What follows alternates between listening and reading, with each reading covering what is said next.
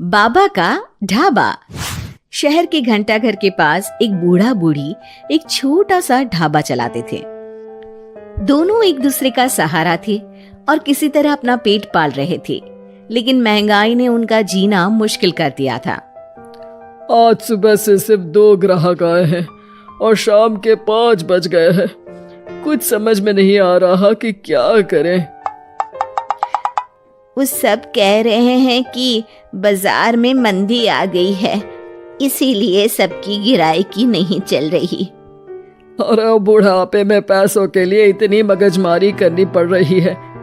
अभी तो हाथ पैर चल रहे हैं तो काम धाम हो जाता है, बिस्तर पर आ गए तो पता नहीं कैसे चलेगा।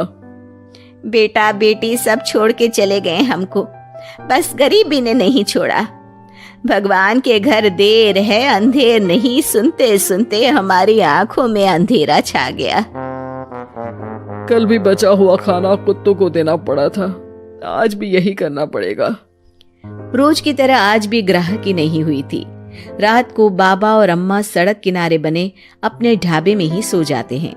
अगले दिन सुबह सुबह ही एक ग्राहक आ जाता है। बाबा जरा एक चाय और एक कचौरी तो देना। जी भैया, अभी गर्मा गर्म कचौरी तल के दे रहा हूँ। एक ही चाहिए बेटा?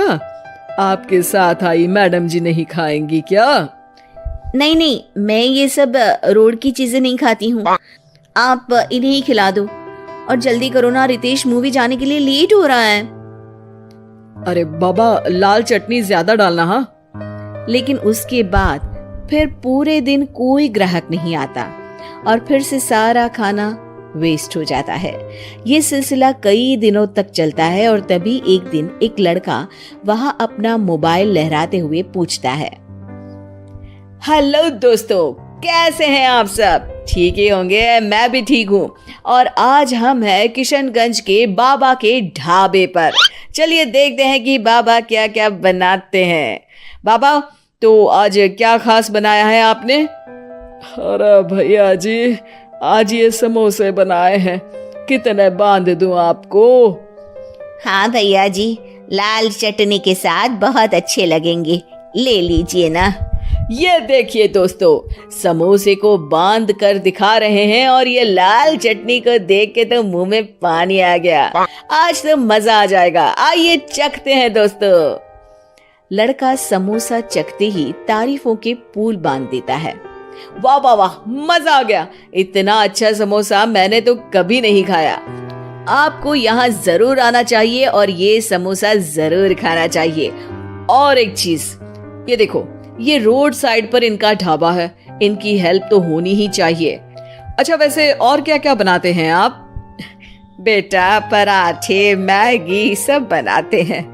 वाह वाह, इतना अच्छा खाना बनाते हो, बहुत भीड़ होती होगी। अरे नहीं बेटा, कोई नहीं आता हमारे ढाबे पे, पैसे पैसे को तरस गए हैं। अरे आप रो क्यों रही हैं? रोइए मत, क्या हो गया है? अरे बेटा, कुछ बिकता ही नहीं है, आधे भाव में चीजें बेच रहे हैं, प्यार से बना रहे हैं, फिर भी। तो आप दोनों ही हैं? कोई बच्चे नहीं है क्या आपके? अरे बेटा, जो है वो हमें छोड़ के कहीं चला गया है, उसके कारण ही हमें ऐसे दिन देखने पड़ रहे हैं। जो थोड़ा बहुत पैसा हमने इस ढाबे से बनाया था, वो सब लेकर भाग गया था।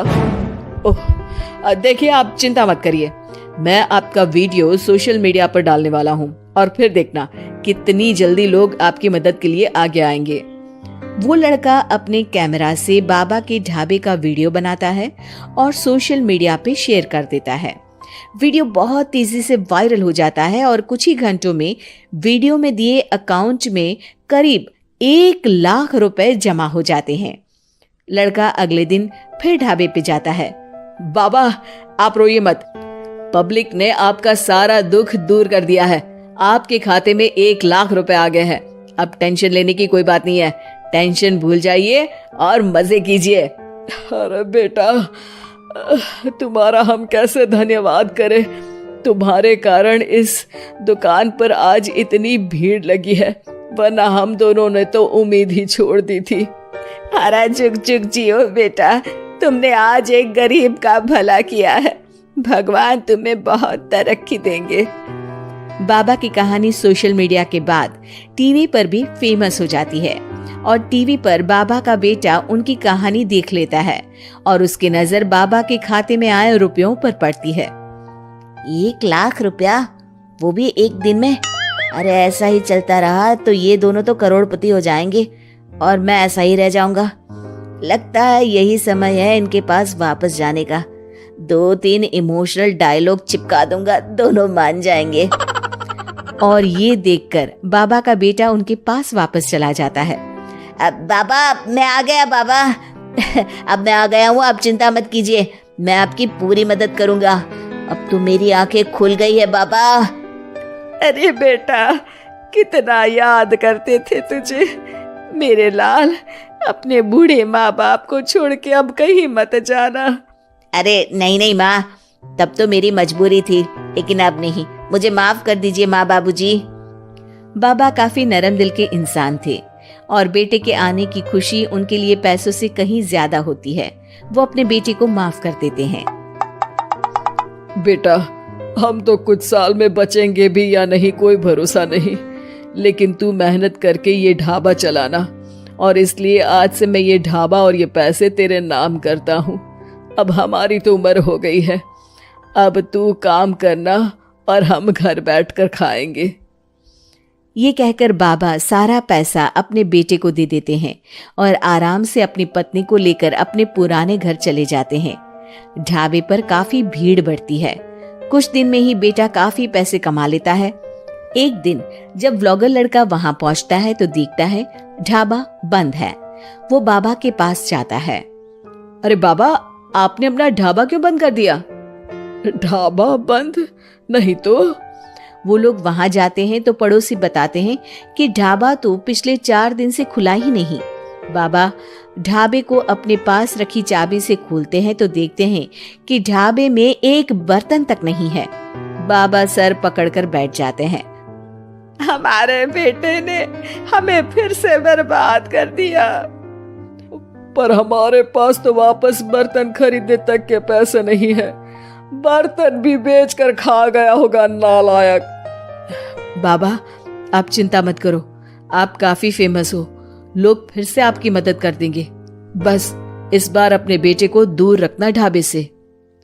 अब की बार बाबा ढाबे पे एक बोर्ड लगवाते हैं जिस पर लिखा है सिर्फ बाबा का ढाबा। ये सिर्फ क्यों लिखवाया है जी? ताकि अपने बेटे को पता चले कि ये सिर्फ उसके बाबा का है, उसके लिए अब यहाँ कोई जगह नहीं।